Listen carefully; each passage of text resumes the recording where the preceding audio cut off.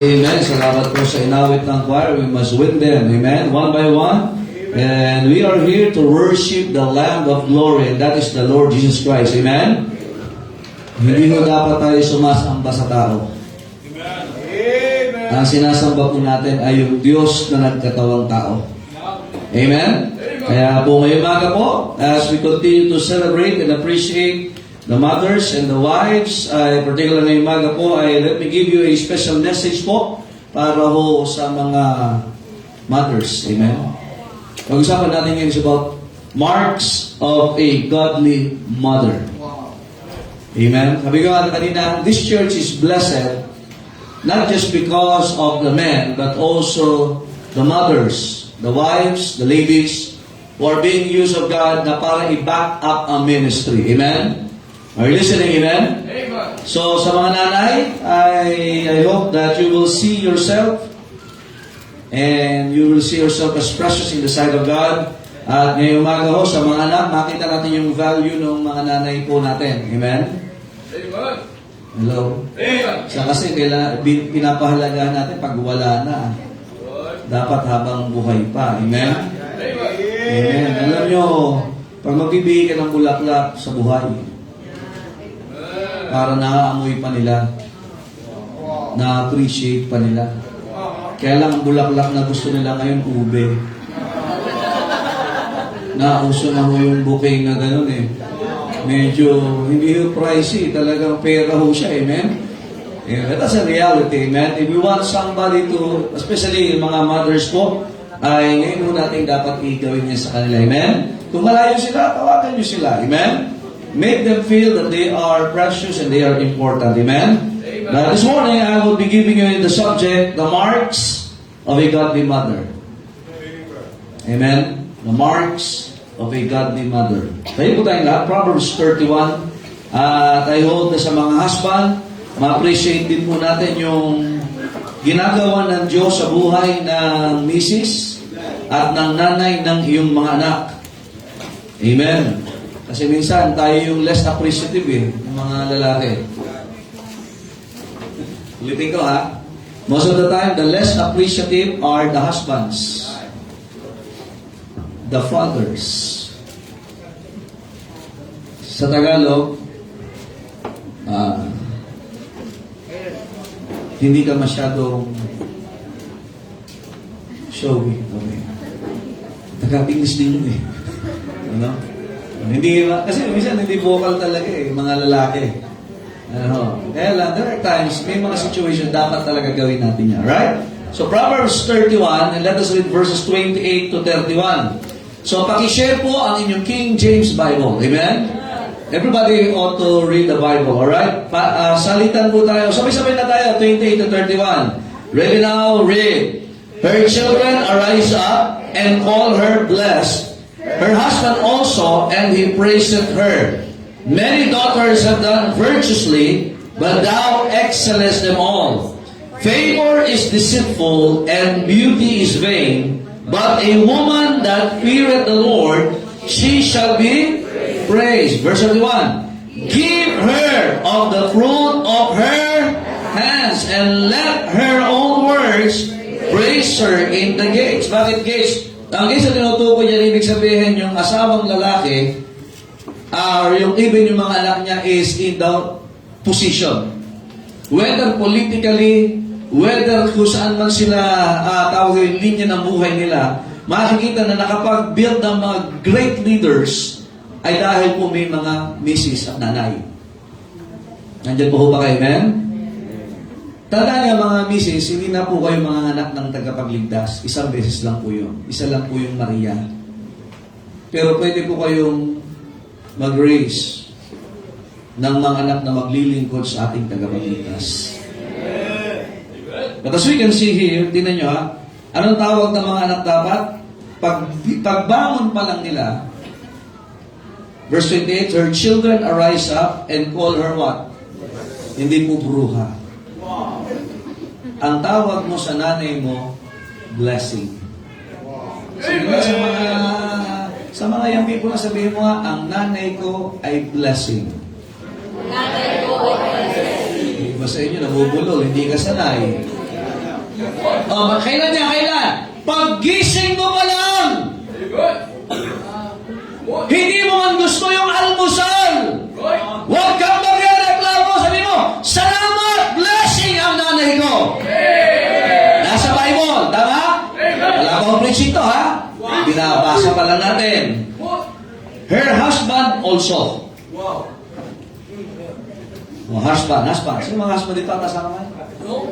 Ayan. Anong trabaho ng husband? Patungkol sa misis? He prays at her. Huwag mo sasambahin. Huwag puro masasakit na salita.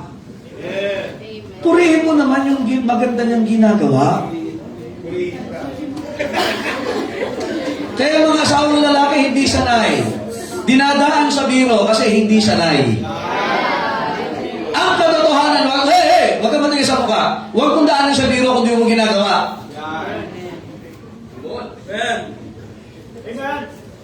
Huwag niyo kong daanan sa macho nyo dyan. Kung hindi mo na-appreciate ang misis mo, mahiya ka. Kaya kayo mga dalaga, mahalaga, mataas ang value nyo. Huwag nyo namang ibagsak presyo. Sa mga young people na lalaki, dapat matutunan nyo ito. Are you listening? Verse 29, many daughters have done virtuously, yung mga anak na babae. Pero dapat yung misis, yung nanay is what? Ang tingin natin ay hindi po sila basahan.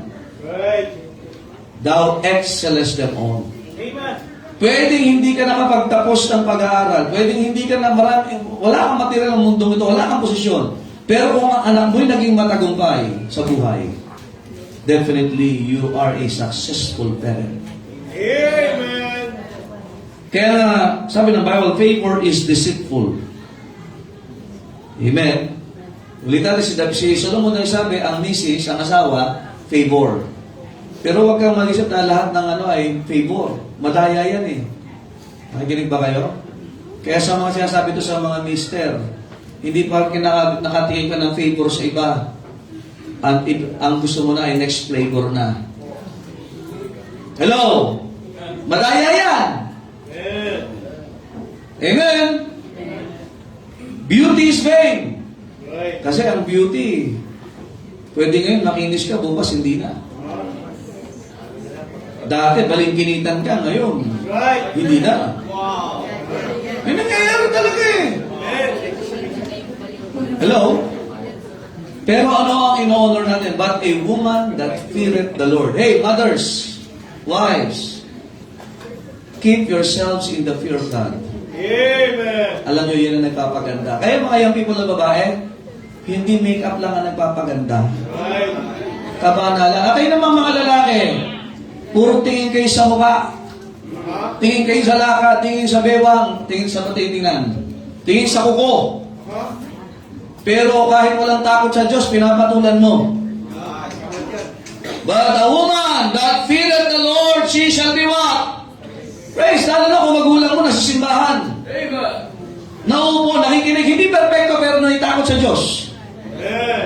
Anong trabaho natin? Give her. Amen? So may naibigay ka na ba? Hindi lang sana puro sama ng loob. Sa mga anak, huwag lang sama ng loob. Sa mga mister, hindi lang puro pasakit.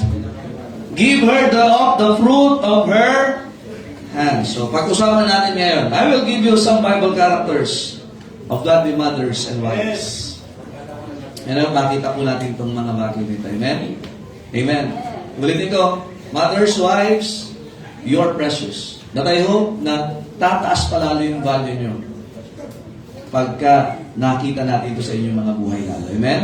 At kung ito, sa mga anak, mga mister, nakita nyo sa kanila, do not take them for granted. Huwag kayo magpagkantuhan, makinig kayo dito. Hello? Are you listening? Do not take them for granted. Value them habang sila ay naandyan pa. Are you listening? Type mo na lang. Panginoon, salamat po sa inyong biyaya. Help us as we study your words, O God.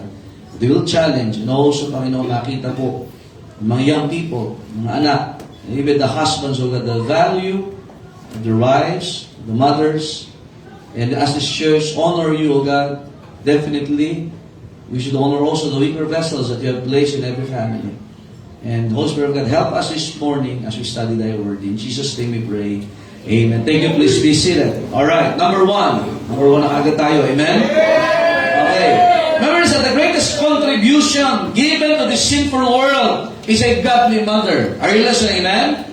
Remember, mga kapal, sabi ko sa isa lang po ang tagapagligtas. Amen? Yan ay ang Panginoong Heso Kristo. Amen? Siya yung napayubay sa krus, siya yung namatay, nadanak ang dugo, nilibing at muling, na buhay. Kailanman wala na ipapanganak na iba pang tagapagligtas. Amen? We have a great Savior because of the Lord Jesus Christ. The church has a great head, a great founder and foundation because of the Lord Jesus Christ. Pero hindi natin pwedeng menusin, mga kapatid, na merong isang babae na ginamit ang Diyos para iluwal sa mundong ito ang ating tagapagligtas. We honor Mary, not as God, but as the mother of the Lord Jesus Christ. Kasi kailanman hindi po siya naging Diyos at hindi siya magiging Diyos. Amen! Nandiyan mo ba kayo? Amen. We honor her sapagkat siya ginamit ng Diyos para iluwal ang tagapagligtas. Amen? Tanda natin, meron lang po isang tagapagligtas. Si Mary ay hindi po mediatrix. Isa lang po ang mediator between God and man. Isa lang ang tagapamagitan sa Diyos sa tao. Yan ay ang Panginoong Jesucristo. Amen? Pero salamat sa Panginoon na si Mary ay nagpagamit sa Diyos para iluwal ang ating tagapagligtas. Amen? The same thing, imagine, Mary had experienced, mga kapatid, yung nasa tiyan niya si Kristo. Diba nga sa mga nanay, yung pa sumisipa-sipa yan. Lalo pagka medyo kabuwanan na, yung paa niya bumabakat. Tapos sumisigaw, gumagalaw sila, amen? Tapos yung mga nanay nagkakamot, bakit? May buhok ng bata.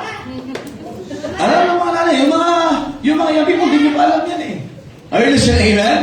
Yun yung ginagawa. Just imagine, ang bigat-bigat nun. Araw, siyang na buwan, may dalawang pakuan, amen? Hindi pa hinog. Just imagine, salamat sa Panginoon na naranasan ni Mary po yan. Kaya nga meron tayong tagapagligtas sapagkat may ginamit ang Diyos na tao para dalhin ang Panginoong Jesucristo sa kanyang sinapupunan. But let us see first, number one, a Bible character which portrays a praying mother. Number one is Hannah. Ilan si Hannah? Amen. Okay. 1 Samuel chapter number 1. 1 Samuel chapter number 1. Basahin po natin. Verses 26 to 28. If you are there, say amen. Ilan lang. And she said, O my Lord, as thy soul liveth, my Lord, I am the woman that stood by thee here, what? Praying unto the Lord. Verse 27, For this child I prayed, and the Lord hath given me my petition which I asked of him. Therefore, also I have lent him to the Lord. Ano siya utang lent sa Tagalog? Pinahiram. Pinautang. Tandaan nyo, sanay na sanay tayo dyan ngayon. Amen? Lending. Amen? As long as he, kailan niya pinagagamit yung anak niya sa Panginoon? Hanggang buhay. As long as he liveth, he shall be led to the Lord, and he worship the Lord there. Tanda na si Hannah po, siya po'y baog, siya po'y hindi magkakaroon ng anak. Pero tandaan natin every day, itong babaeng ito that she believed that for with God, nothing shall be impossible. And almost every day, pumupunta siya sa templo, siya'y nananalangin araw-araw. And every time may magkakaroon, siya hindi mo makikita na tumatambay, na hindi mag-chismisan, siya'y nananalangin. That's why one of the marks of a godly mother is a praying mother. Amen. Mga nanay, kailan po kayo nakita ang nananalangin ng anak niyo? Amen. Hello? Alam niyo, the closest person talaga, actually, mas close talaga ang mga anak sa nanay. Amin natin sa hindi, yan ang katotohanan. Pero sana mga kapatid, yung closeness sa ating mga anak ay bunga ng ating closeness sa Panginoon. Kaya nga sa mga nanay, I would encourage you, kayo dumalo ng prayer meeting. Kailan na nakita ng anak mo na dumalo sa prayer meeting? at ikaw ay naninikluhod, ay kay nananalangin. Amen. When was the last time na tinabihan mo yung anak mo at sasabihin mo, ba, anak ko si Padre Monching? Anak, pray tayo, anak. Wako naman itong anak kong ito. Tatabihan mo yung anak mo, anak, may problema ka ba? Ipag-pray natin yan. Hindi yung kada makikita, oh, ano ang problema mo? Ano ang ginawa mo? When was the last time that you prayed with your kid? Let me tell you something. You pray with your child. Narinig nila, ibinapanalangin mo sila. And also you pray for your child. Alam niyo mga kapatid, sana ang alaala ng ating mga anak ay maaalala sa panahon na sila may problema, na may nanay silang nananalangin para sa kanila. You pray, mother. Ang nakakatawa pa dito kay Hannah. Hiniling niya sa Panginoon, na Panginoon, ko ibibigay niyo ng anak, iyahandog ko po siya sa inyo. Tandaan niyo, ang ating mga anak, sabi ng Psalm, nabukasan, Lord, children are heritage of the Lord. Alam niyo ba, mga anak natin ay pahiram ng Diyos sa atin? Amen. Actually, let us use the word heritage, pamana. Amen. Patunay na ang iyong lahi ay gusto magpatuloy ng Panginoon. Nakikinig ba kayo? Kaya kung ikaw ay maraming anak, pambihira, ganun lang kagustuhan ng Diyos na ang lahi mo ay magpatuloy. 12 ang anak mo, wow, amen? O kahit iisa yan! Let me tell you something, that children are heritage of the Lord. They are God's blessing in our families. Amen. At kahit na ganyan yan, sa iyo pinadaan! Huwag ka magreklamo. Minsan, ang nakakakita ng weakness ng mga anak ay most of the time ay mga nanay. Kasi tandaan nyo, ang mga lalaki ay parang mule. Mahirap makaunawa. Wow. Naunawa nyo, mga lalaki? Mahirap silang makaunawa. Kasama ka ba yung pastor? Opo. Ito ba'y paglilitis? Yes. Amen. Pero sino yung malalim ang pangunawa? Mga nanay. Amen.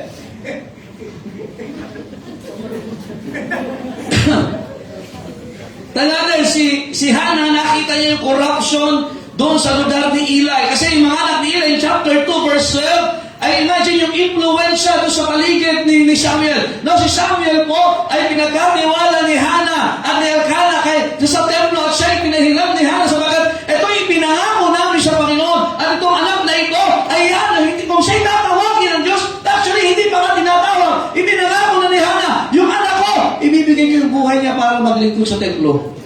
Pero maraming magulang ngayon ayaw paglingkurin ang anak nila sa Panginoon. Parang yung panahon ni Molek, yung Molek Diyos-Diyosa ng mga Pilistino. Alam niyo, yung Diyos-Diyosa na yan, nakaupo na ganyan, at yan ipapainitin dito. Nakikinig ho ba kayo, Nel? And then ilalagay yung mga sanggol dyan. Yan ang pagsamba ng mga Diyos-Diyosa. At ginagawa yan sa mga buhay na bata. Pero maraming magulang yan, ayaw dalhin ang anak sa simbahan. Nadadala kung saan-saan. Alam niyo kung bakit? Yan ay bunga ng hindi natin pananalangin para sa ating mga anak.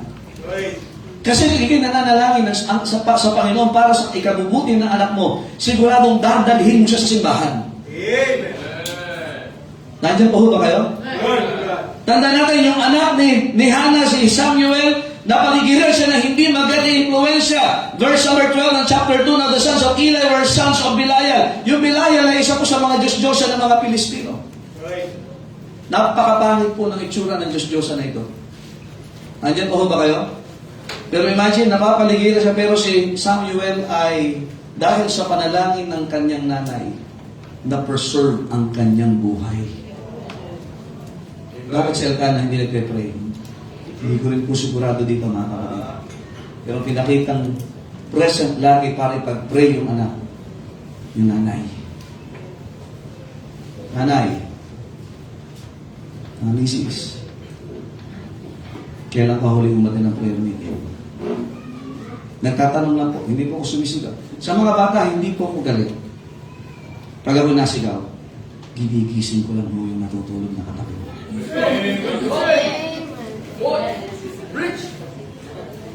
Kailan ka nanikluhod na may altar call, na misis, ikaw ay naan dito, nana, ikaw ay naan dito, marahil kinausap ka ng Panginoon, yung anak ko, kailangan ako, pero imbis na pagalitan mo siya, imbis na agad mo siya na talagang parusahan, disiplinahin, siya iluluhod mo para sa Panginoon, siya iiyakan mo habang buhay siya, at kung siya ay magiging matagumpay, ikaw ang isang unang iiyak dahil sa pagpapasalamat. Alam si Samuel, he was the greatest among the judges ng Israel. But he was also the greatest among the servants of God during his time. Kaya nga siya ginamit ng Diyos para i-anoint si King David. Nakikinig mo ba kayo na? Amen. Because, bakit ganun katagumpay si Samuel? Dahil may nanay siyang nananalangin para sa kanya. Araw. Alam niyo sa matinding kasalanan ngayon ng mga magulang, sinasabi niya pinagpe-pray na anak niya pero hindi niya pinagpe-pray talaga. Sa isip lang niya. Pwede na po provide mo yung pangangailangan nila materially. Pwede na po provide mo yung mga gamit nila physically. Pero tandaan natin ang kailangan ng ating mga anak ay ang Diyos na nagbigay at nagkatiwala sa iyo. Amen. God. Right. Kaya people ang mga babae ngayon pa lang dapat mapanalanginin na kayo. Amen. Alam niyo ba ang pagiging mainggitin ay bunga ng kulang sa panalangin? Alam niyo ba ang pagiging mareklamo sa buhay, ikaw ay mapaghanap habang wala pa, yan ay bunga ng kakulangan sa panalangin? Amen. That's right. At ito pa, ang bunga ng pagiging mainitin ng ulo. Gusto mo ngayon na? Ay kulang ka sa panalangin. Amen. Young people, mga lalaki, kung kayo magpapamilya balang araw, huwag ka lang sa itsura tumingin. Doon ka sa mapanalanginin. Okay, salamat po. Amen? Kaya nung ibinigay ng Diyos, si Samuel, tinupad ni Hannah yung pangako niya sa Diyos. Mga nanay, may pinangako ka na ba sa Diyos? Para sa mga anak mo? Ikaw sa buka ko, may mga. Happy Mother's Day po. Amen? Kailan ka makikita ng lalaki? Amen? Amen. Prayer meeting. Ang prayer meeting natin nga pala, Thursday po ha. Hapon? Amen? Amen? Kasi kayo manood ng kardo. Kardo ba yan? Manood ka ng kung ano-ano. Lolong, lelang. Ang mas maganda, ikaw ay manalangin na lang. Amen? Siguradong may bunga pa. Lalo kung ang anak mo ay iisa na lang, mawawala pa sa'yo dahil kulang ka sa panalangin. What is the use of theology without neology? Ang theology, pagkakilala sa Diyos, kilala mo, kasi ka naman nananalangin. Tumanggap ka na ba kay Kristo? May karapatan kanya, tinuturo sa Sunday school yan. Tayo ay nakakapanalangin. Pero ang tanong, ginagamit mo ba yan? I hope that this church will have more of a praying mother. Hindi ka lang stage mother. Ano stage mother? Suporta ka sa anak mo sa kanyang mga endeavors. Wow. Pero sana suportahan mo siya sa panalangin. Kasi baka mag-broken siya pag kinulang ka sa panalangin. Okay, number 2 na tayo. Wow. Mother's Day mo ngayon. Yung target natin, makita ng mga mister, asawa, lalaki, ang value nila. Ang mga anak, irespeto lalo sila. You will thank them. At sa mga nanay, sabi, hindi naman, minsan magtatanong sa hindi naman ako mahalaga sa bahay na ito. Mahalaga ka, kaya nga preaching ka ngayon di ba? Ayun, sa'yo ito, amen? Sa'yo, amen? Sapagat ikaw ay galing sa Diyos. Number 2, Mary, Luke chapter 1, verses 26 to 28. 10 lang po ito, mga kapatid. Wow. Joke lang. Sabi mo, ha? Okay. First, the praying mother, sino? Hannah, Samuel's mother. Alright. Number 2, Luke chapter 1, verses 26 to 28. And in the 6th month, the angel Gabriel was sent from God unto a city of Galilee named Nazareth, to a virgin spouse to a man whose name was Joseph, of the house of David. Joseph, ikaw pala ito, amen? And the virgin's name was Mary. That's why Joseph married. Amen. Good. And the angel came in unto her and said, Hail, that thou art highly what? Notice those two words. So, the word that has been used is highly. Kaya lahat ng babae is what? A favor from God. But Mary was highly favored. The Lord is with thee. Alam nyo, hindi lang si Mary dapat ang highly favored. Mga misis, saved ka na ba? Nanay. Ladies, young people, ladies, are you saved? If you are saved, the Lord is with thee. Nandiyan pa ho ba kayo? Amen? So, dinugtong yung highly favored because the Lord is with thee. The name of the Lord Jesus Christ is Emmanuel. Means, God with us. If you are saved this morning, then you are favored by God. Amen. But if the presence of God is being what? Seen in your life, then definitely you are highly favored. Are you listening, amen? Good. Hindi ka highly, ang tawag doon? Gastos, amen? Maintenance, high maintenance. Hindi ho. Highly favored. Sabi lang, blessed art thou among women. Sapagat sa ginamit. Number 2, we can see first the praying mother, which is Hannah, and also we can see here the planned mother, which was Mary. Sa pagkatanda natin, siya'y kinausap ng Diyos. Or listen, amen? During this time, siya po ay ipinagkasundo na. At sa kultura ng mga Hudyo, pag ikaw ay pinagkasundo, at ikaw ay nagkaroon ng tinatawag, nagbuntis ka o nagdalang tao ka, na ikaw ay under betrothal. Ano yung betrothal? Yung mga magulang nag-uusap kasi noon. Pinagkakasundo. Hindi na huuso ngayon yan. Amen? Parang ayaw mo iba. Gusto yung bata magkasundo na. Ano? Kasi pag magkasundo, magkaaway. Amen? Okay. So, planned mother. So, the birth of the Lord Jesus Christ is not an accident. It was well planned from eternity past. Noon pa lang pinalano na yun. Now, the question is, who will be the willing vessel para matupad yung plano ng Diyos? Kaya ang nanay din, magaling sila magplano. Amen. Most of the mothers and wives are what? Organized. Most, if not all. Okay, sige po. Parang hindi yata. Kaya mga nanay, tinan nyo, pati pagkain ng bata nakaplano. Hello? Kaya kayo mga young people, sana naman hindi kayo magdadalang tao na hindi nakaplano. Right. Ang pagkakasilang kay Kristo ay plano ng Diyos. Amen. Amen. Kaya huwag ka namang gumawa ng panahon na hindi pa plano ng Diyos sa buhay mo. Good. Good. Marami na langkot na itong babae. Kala ko sa mga nanila, Pastor. Sabi ko sa mga babae din. Amen? Rich. Good. Plan! Kaya si Mary, naghanda po siya, tanda na siya kinausap ng anghel.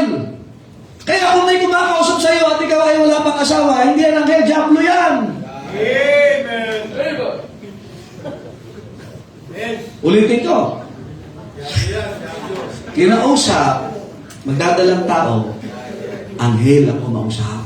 Amen. Kaya sa mga dalagita dito, at may kumausap sa'yo, patunayan mong mahal mo ko, di pa kayo kasal, diablo yan. Amen. Medyo Tagalog yung demonyo. Okay, diablo. Oo, yan yun. Ano? Kaya kayo mga young people lalaki, huwag kang... Amen. Dito. Huwag kang umakto na parang ikaw ay diablo. Very good. Hello? Di ba nakakalungkot yan, may mabubuntis ng wala pang asawa?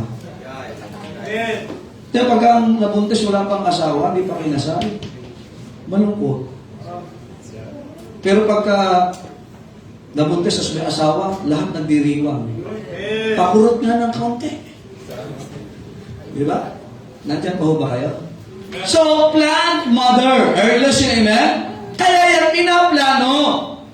Kaya sa mga nanay, alam nyo, may pakialam kayo sa mapapangasawa ng anak nyo.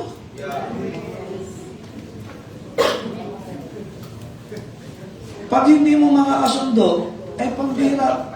Ang impyerno, alam ko, nasa ilalim ng lupa. Pero minsan, nasa Loob ng bahay. Nandiyan ba ho ba kayo?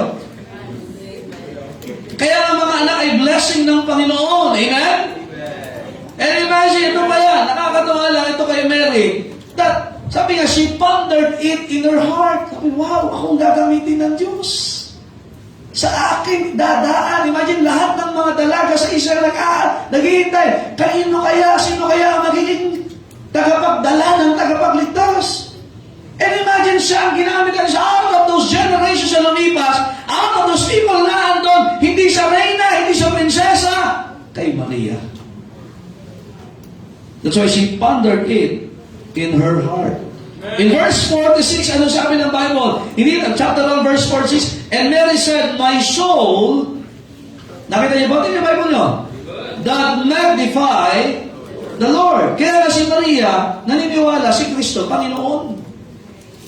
Verse 47, and my spirit hath rejoiced in God, my Savior. Kaya nga wala kang makikita sa Bible na si Maria, sinabi niyang Diyos po siya.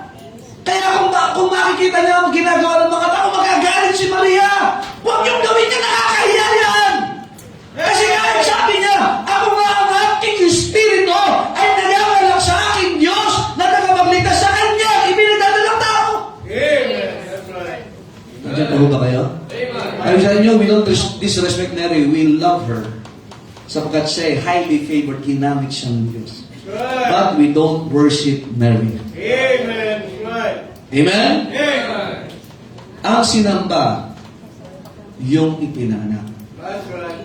Kaya nga Mary, alam niyo yung plano ng Diyos. Mothers, alam niyo ba ang plano ng Diyos sa buhay mo? What did Jesus say? Mahirap pagka hindi mo alam ang plano ng Diyos. Alam mo, ang plano ng Diyos, una, maligtas ka. Ikalawa, maging miyembro ka ng simbahan. Amen? Ikatlo, makita ka, mahirap po. Maraming sacrifices, kayo inaasahan sa bahay, tama ba? Kahit minsan kami ang may kapabayaan, kayo pa rin nasa sisi, tama? Okay, salamat. Nagkakataman ba tayo dyan, tama ba? Tama ba? Isa lang mahirap na sa amin tanggapin na nagkamali kami. Kaya, salamat po as nagiging shock absorber din kayo. Amen? Plano ng Diyos yan.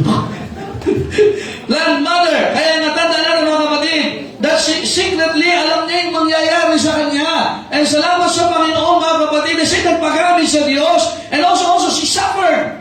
Kaya naman si Kristo, tanda rin nagkakainitan na sa Jerusalem. Pinapatay na lahat ng bata na idadalawang taon pababa. Umalis sila eh.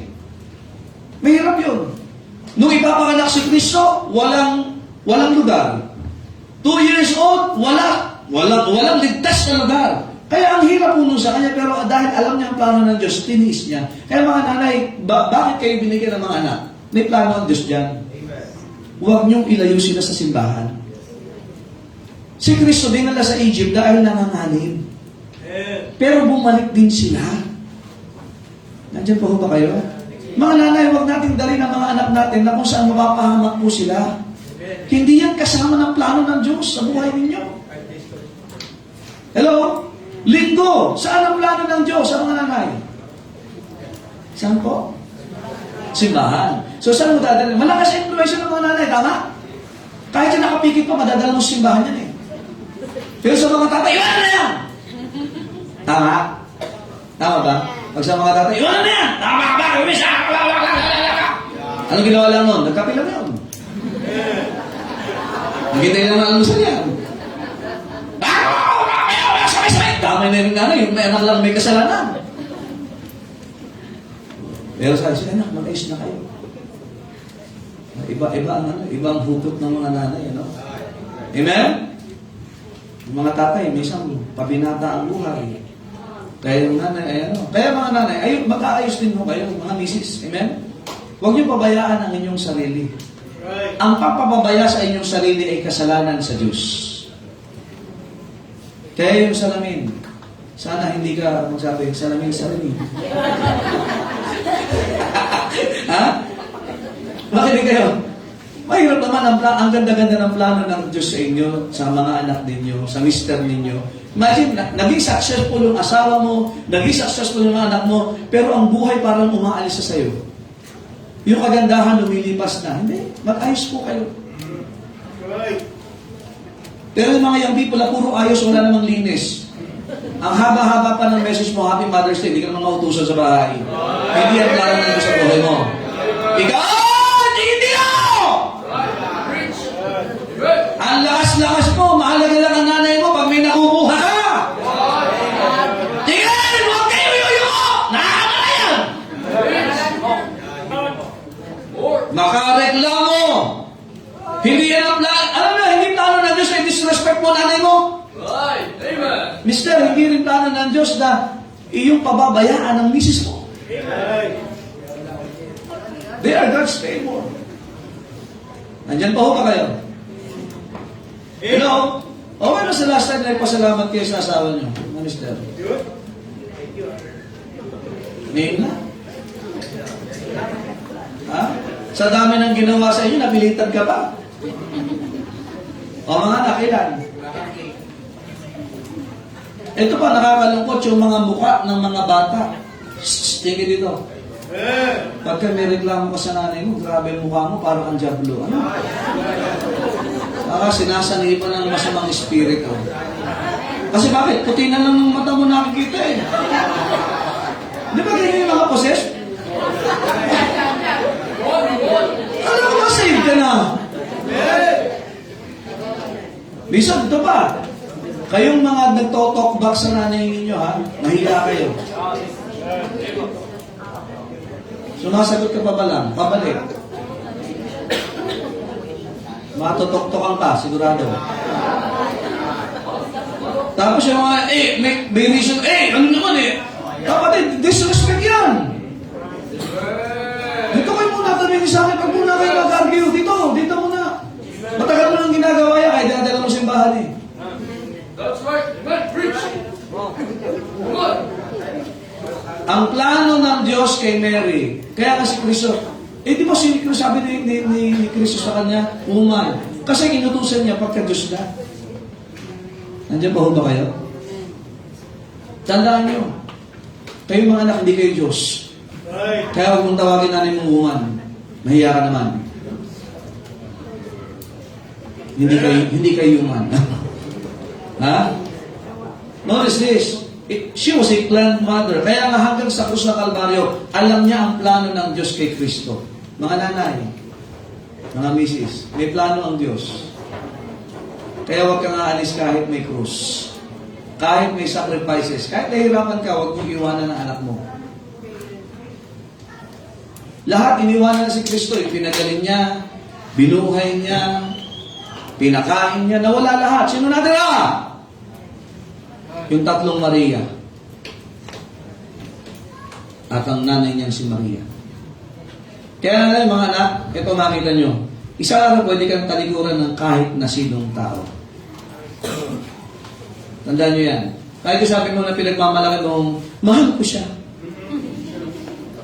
Ikaw na sinungaling ka. Kaya niya ako ipaglaban. Ihiwalayan ka rin yan. Do not lose your respect and love for your mother. Kasi nung si Kristo nasa krus sa Kalbaryo, wala na si Jose. Nauna na siyang mamatay. Pero ang natira, kahit may edad na po, imagine, mahirap na lumakad kay Maria nung nandun pa rin siya sa krus. Nagsisigawan yung mga tao, nagmumura. Wala siyang pakialam sa kanila. May plano ang Diyos. Kaya ganyan yung mga nanay. Hindi ko sasabing lahat. Kaya nga godly. Amen. Kaya mga nanay, huwag yung sukuhan ng mga anak nyo, dalhin simbahan. Dalhin nyo sa Sunday school. Alam po may Sunday school tayo? Parang hindi niya alam, 8:30 po ng umaga, Sunday. Dalhin nyo po. May Sunday afternoon service din po tayo. Dalhin nyo, may sacrifice, oo! Minsan nakakarinig si Maria na sa krus sa Kalbaryo si Kristo. Minumura si Kristo, masakit sa kanya yun. Pero alam niya ang plano ng Diyos. Nandiyan pa ho ba kayo, amen? Yung planned mother, number 3. Si Jochebed. Exodus chapter number 2. Nandiyan pa ho? Tapusin natin ito sa ikatlong nanay na ito. 10 ito. Sabi ng mga nanay, sige pa. Exodus chapter 2, verses 1 to 3. And there went a man of the house of Levi and took to wife a daughter of Levi. And the woman conceived and bare a son, and when she saw him that he was a goodly child, She hid him 3 months, and when she could not longer hide him, she took for him an ark of bulrushes, and daubed it with slime and with pitch, and put the child therein, and she laid it in the flags by the river's brink. Imagine, alam natin ito kasi sa ito siya pinaanod sa ilog. Pero habang pinapaanod, kasi nga, lahat ng bata nung pinapatay, mga Hebreo. But then, number 3, we can see here a protective mother. Every mother is protective. Yung ang manok di ba? Sino doon nakaranas ng hinabol ka nung nanay na kapipisalan ng itlog yung sisiw? Sino dito ang malikot na kagaya ko? Di ba? Ay, salamat. Mayroon pala dito. Yung ang aso, di ba? Babala. Wag kayong, kasi kapapanganak lang ng aso. Sigurado, bahay yung nanganak, ha? Babae yun. Amen? Amen? Alam ko, babae po yung nanganak na aso, ano? Ganon ka, sa hayop nga, napaka-protective ng mga nanay. Pero, kumusta kaya yung tao? Ganon ka ba ka-protective sa anak mo?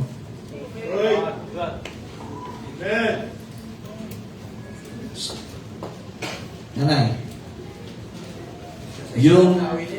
yung chicken, yung hen, ano tawag doon? Ano sinagalin? Yung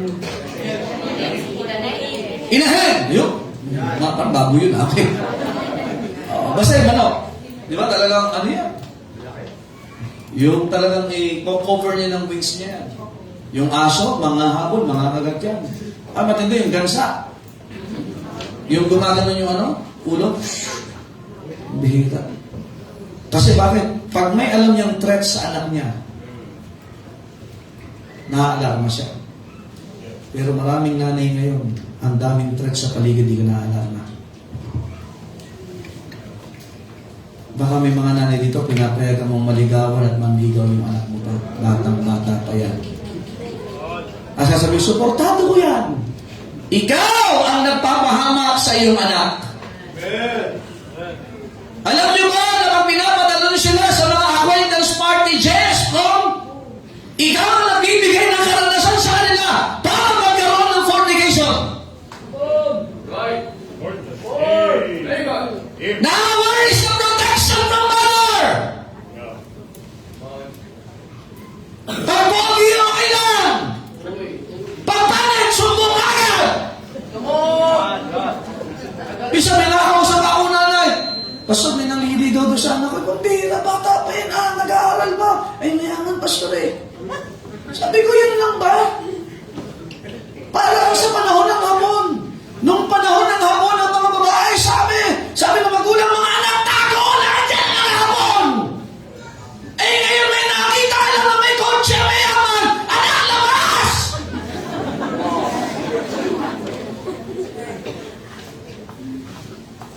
Kapatid, hindi yung protection. Alam niyo ba ang mga bata na exposed sa fornication? Walang iba mananagot dyan kundi ikaw na magulang. Sa mga cellphone na yan, batang-bata pa pinahihintulutan yung gumamit ng gadget na walang control. Kayo ang nagpapahamak sa mga batang yan. Amen. Pastor, mahal ko kasi di ko naranasan to. Hindi lahat ng mga bagay na hindi mo naranasan ay maparanas mo sa mga anak mo kahit na hindi pa panahon sa kanila. Amen. Are you listening this morning? Amen. Nandiyan pa ho ba kayo? Kaya magtatanong ka, bakit napaka-rebellious yung anak ko? Saan mo in-expose? Mga tatay, saan? Saan? Na-expose? Hindi na makita may nagbabasa ng Bible sa tahanan. Hindi makita may nagpe-pray sa tahanan. Anong pinagtatakal natin sa kakulangan natin minsan? Material na bagay. Kaya hanggat parang mga magulang, dalhin nyo sa simbahan ng mga anak ninyo. Huwag nyo itulak, huwag nyo itaboy, sarahan po ninyo. Wala na akong kakampi dito. One preach. Mind you, si Moses, tinan nyo yung naging resulta ng edukasyon. Tandaan natin, siya po'y pinaano, nakuha siya ng prinsesa ng Ehipto. Nandiyan pa ho ba kayo, amen? At nung tumatawag, hindi marunong mag-alaga eh. Kaya kayo mga dalaga, mag-aasawa ka, hindi ka pa marunong mag-alaga, yung plato di maayos, ako kapag huwag ka muna mag-asawa. Hindi ka prinsesa, tandaan mo. Disney princess ka. Nasaan ang mga Disney princess dito? Mga Disney princess. Tagahugas pala yun. Patulong na, sige. Wala pa yung Prince Charming nila. Hindi charming yun. Tingnan niyo sa Hebrews chapter 11. Makinig kayo, ang influensya ni Jochebed. First, verse 24. O verse 23, by faith Moses, when he was born, was hid 3 months of his parents, because they saw he was a proper child, and they were not afraid of the kings. Anong bunga? By faith, Moses, when he was come to years, ano sabi dyan? Refused to be called the son of Pharaoh's daughter. Alam niyo, isang protection, mga magulang, yan sa mga nanay. Pag ang mga anak natin, alam na nila at kaya lang tumanggi sa mga bagay na dapat nilang tanggihan. Tingin kayo. Hindi lahat ng makikita mo ay magiging pabor sa'yo. Kaya isa sa proteksyon na maibibigay, tandaan mga magulang, hindi tayo laging katabi ng ating mga anak. Dapat matutunan nila ang mga bagay na tatanggapin at tatanggihan. Moses learned, ano sabi diyan? To refuse. Now, ano ibibigay? May honor. Pasisikatin siya ng anak ni Parao. Pero natutunan ni Moses sa nanay niya, hindi niya kabuntuhan na ito na aking tatanggapin. And he learned to refuse that. Bakit? May nanay siya nagturo sa kanya.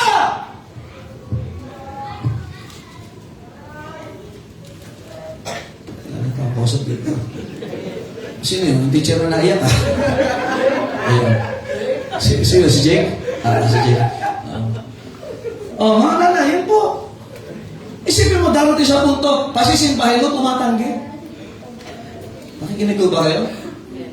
Hello? Amen. Our children should learn to refuse yung worldliness. Kanina natutunan ni Moses yan sa nanay niya. Kasi bakit? Sino nag-alaga sa kanya? Nanay niya. So, mga nanay, malaking bagay ang inyong gagampanan sa mga bagay at desisyon na gagawin ng inyong mga anak sa buhay na ito. Sila ba'y tatanggap lang, natatanggap? Kung matututo silang tumanggi din kapag alam nilang hindi ka looban ng Diyos. There's a saying, the first no is important. Ang unang pagtanggi ay mahalaga. Also, tinan nyo, hindi lang po yun. Verse number 25. Hindi lang marunong mag-refuse, but verse 25, choosing rather to suffer affliction with the people of God. Moses learned to choose. Pinili niya na mahirapan kasama ng mga tao ng Diyos. Verse 25, tuloy niyo po, than to enjoy the pleasures of sin. Kasi ang kasalanan naman talaga masaya eh. Panandalian. Ang bunga ng kasalanan hindi laging maganda. Kaya ang mga anak dapat natututong mamili. Hindi yung takot ka lang pag naandyan ang magulang mo at pag wala na sila, ay talagang party-party na. Kaya kasi ba tinuturuan natin ang salita ng Diyos? At dapat katabi yung nanay at tatay o kasama yung magulang yun para pares kayo na napapakinggan. Kasi minsan ang problema, nagiging double standard. Iba yung tinuturo dito, iba yung katuruan sa bahay. Kaya minsan ang tingin sa pastor, kaaway.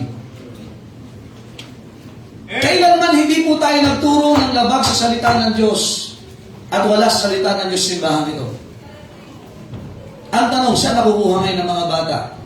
Yung mga kaalaman na walang pagtatakot sa Diyos. Choose. Ang pagpili, mahalaga. Tama ho ba? Tama? Kasi minsan baka pagkamali ka ng pili, yung iba lifetime na. Hello? Pag nagkasawa ka, Lifetime na yan. Kaya piliin mo, choose wisely. Yung iba kasi, choose wisely. Amen? Wisely. Waste. Hindi waste. Okay. Also, verse number 26, esteeming the reproach of Christ. The word esteem. To sow, to plant. It talks about sowing. Okay lang mahirapan. Basta tama. At yung dulo, maayos. Kasi marami ngayon gusto magmadali sa madaling parang kukuhanin. Kaya nga, you should esteem. Yung mga bata, tinuturuan natin. You want to be a protective mother? Protective parent? Turuan natin sila ng hard work. Nandiyan pa ba kayo? Hindi shortcut. Kasi marami ngayon gusto shortcut. Kaya maraming sugar roll. Sa Cavite, maraming sabumero. Kasi gusto shortcut. Nandiyan pa ho ba kayo? Kala ko si dati ang esteem sa ano lang, isa siomay. Verse 27, by faith, he forsook Egypt. Kaya punta lang tayo sa e-bike. Amen? By faith also, as a protected mother, bakit natutunan ni Moses na talikuran ang Egypt ay naglalarawan sa kamunduhan? Bakit natutunan ni Moses ang kabanalan at talikuran ang kamunduhan? Kasi may nanay siyang nagturo sa kanya. You see how important the role of a mother and a wife in our community, in our country? Moses has been the catalyst of change sa Israel. Are you listening, amen? Amen. When Moses was a baby, hindi kita yung threat.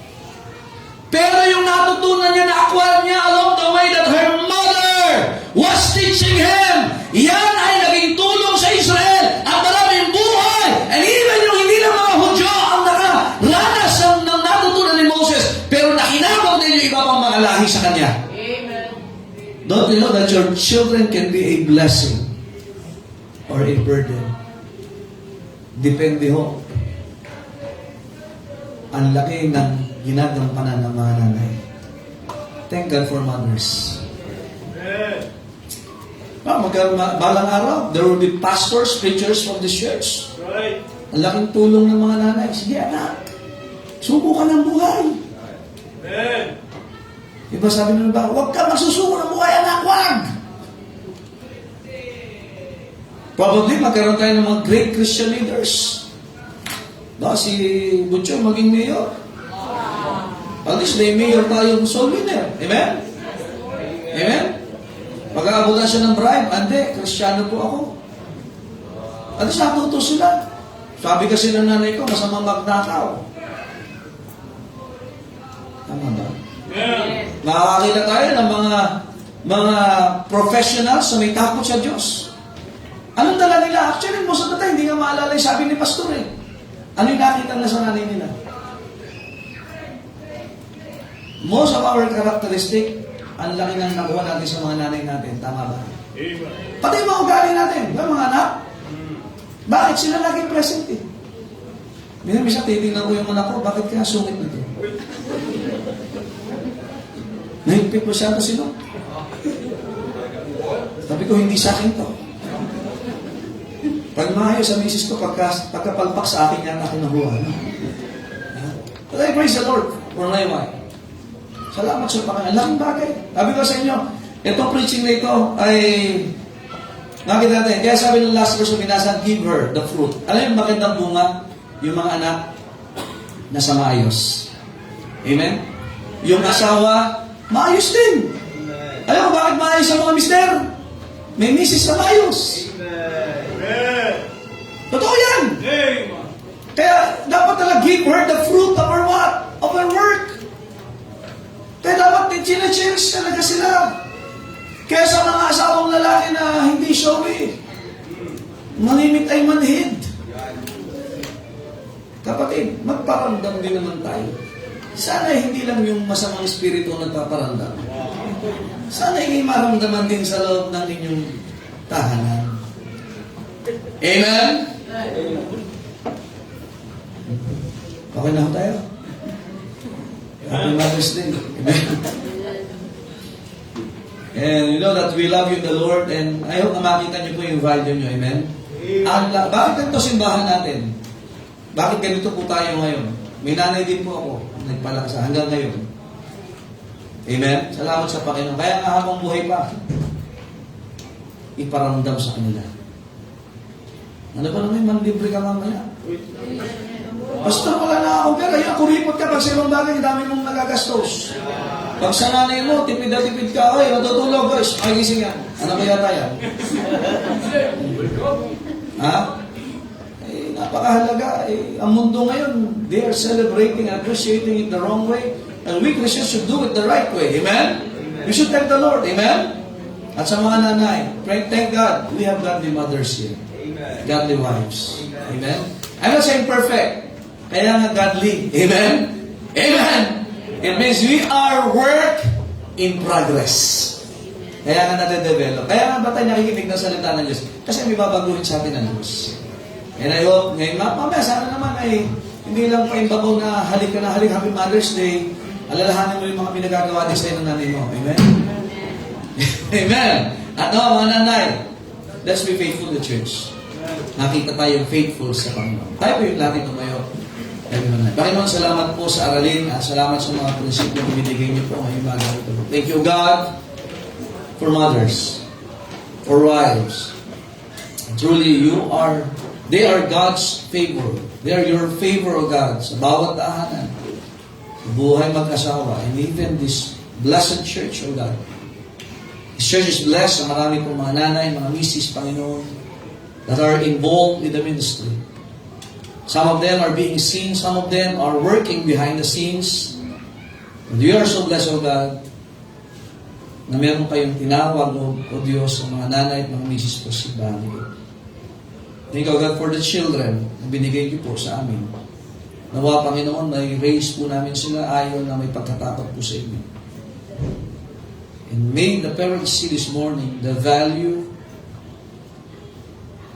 of the wives, the mothers, and also the children, Panginoon, makita yung value po nila. That we will praise you, God, and we will appreciate them the way you want them to be appreciated. Marami pa, Panginoon, mga kaluluwang di paligtas. Nawa, mga nanay, makitaan din na soul winner, nangangaral Ebanghelyo, Panginoon. Dadalhin, pangunahin ang kanilang mga anak ng mga sa buhay. I-bless you po, Panginoon, ang imbitasyon sa pangalan ng Panginoon Jesus. Amen. The altar is open, brethren. Pangunahin sa mga anak, sa mga asawang lalaki. Let's thank the Lord this morning. As we appreciate them this morning, let us bring them to the Lord. Ilapit natin sa Panginoon how we must appreciate them. Sa mga husbands, you're blessed that you have a wife na nag-aasikaso sa iyo at sa iyong mga anak, sa iyong mga tahanan. Time to thank the Lord for them. Ano ba naman yung magpasalamat ka sa Panginoon? Sa mga anak, maraming beses yung nagpapasaway. Sometimes you disrespect, you need to repent for that attitude. It's time for us na tayo naman ay appreciate natin yung ginagawa ng Panginoon na naglagay siya ng mga ina sa loob ng inang tahanan sa bawat pamilya. And for this church, we're so blessed na tayo may mga nanay, may mga misis na sumusuporta sa gawain. Napaka-blessed na simbahan natin because of that. Time for us to appreciate yung ginawa ng Panginoon. Kung kayo na po sa wag po nang malis, minananalangin pa, let us respect them as they pray. Kaya lang po tayo. Let them talk to the Lord.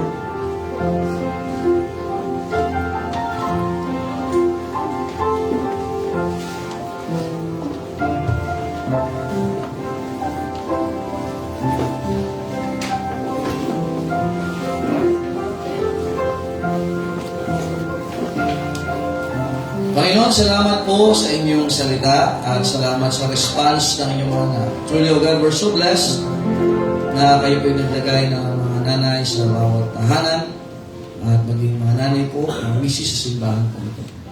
And truly, O God, the gospel is being preached, the ministry is being continued, O God, because of the help of these great ladies, O God. Nawa pa rin mga young people nakita na how they are valuable, O God, sa mga magulang. They will continue to serve you, to be faithful to you. Thank you, God, for this morning. In Jesus' name we pray. Amen. All the people said?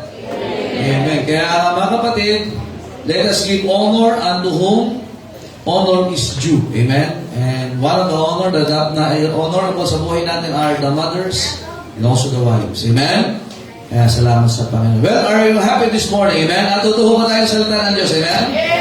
Amen. So at least nakatatlo tayo ngayon. 10 ho yun eh. So Mother's Day ulit next week. Joke lang po. Amen. Alright, tayo po tayo lahat. At meron po tayong mga baptism. Amen. Praise the Lord. Maganda panalangin ito. Bago tayo mag-closing prayer, maganda ho yung mga tumanggap sa Panginoon. Makasunod kayo sa Panginoon in water baptism. Amen. Yan yung magandang mangyayari ho. No? Okay, tayo po tayo lahat. Tayo po yung magpasalamat sa Diyos. Tayo po yung mag-closing prayer. Si Mother Sam, Mother Sam.